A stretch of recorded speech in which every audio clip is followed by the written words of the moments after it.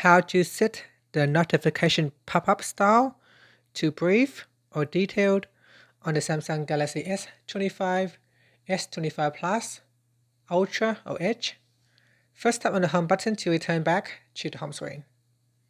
Then on the home screen, swipe down at the top to open up quick settings. In here, tap on the settings icon. Then we scroll down. And in here, tap on notifications. After that, tap on notification pop-up style.